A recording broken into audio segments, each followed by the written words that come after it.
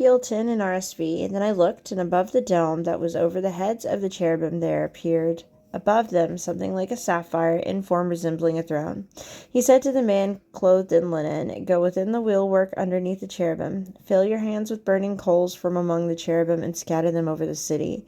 He went in as I looked on. Now the cherubim were standing on the south side of the house when the man went in, and a cloud filled the inner court. Then the glory of the Lord rose up from the cherub to the threshold of the house. The house was filled with the cloud, and the court was full of the brightness of the glory of the Lord. The sound of the wings of the cherubim was heard as far as the outer court, like the voice of God Almighty when he speaks. When he commanded the man clothed in linen, "Take fire from within the wheelwork from among the cherubim," he went in and stood beside a wheel. And the cherub stretched out his hand from among the cherubim to the fire that was among the cherubim, took some of it and put it into the hands of the man clothed in linen, who took it and went out. The cherubim appeared to have the form of a human hand under their wings. I looked, and there were 4 wheels beside the cherubim, one beside each cherub, and the appearance of the wheels was like gleaming beryl. And as for their appearance, the 4 looked alike, something like a wheel within a wheel.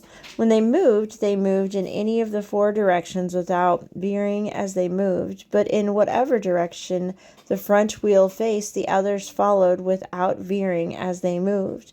Their entire body, their rims, their spokes, their wings, and their wheels, the wheels of the 4 of them, were full of eyes all around. As for the wheels, they were called in my hearing the wheelwork. Each one had 4 faces. The first face was that of the cherub, the second was that of a human being, the third was that of a lion, and the fourth that of an eagle. The cherubim rose up. These were the living creatures that I saw by the river Chebar. When the cherubim moved, the wheels moved beside them, and when the cherubim lifted up their wings to rise up from the earth, the wheels at their side did not veer. When they stopped, the others stopped, and when they rose up, the others rose up with them, for the spirit of the living creatures was in them. Then the glory of the Lord went out from the threshold of the house and stopped above the cherubim. The cherubim lifted up their wings and rose up from the earth in my sight as they went out with the wheels beside them.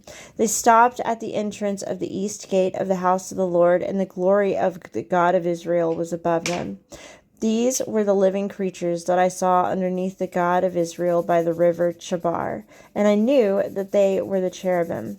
Each had 4 faces, each 4 wings, and underneath their wings something like human hands. As for what their faces were like, they were the same faces whose appearance I had seen by the river Chebar. Each one moved straight ahead.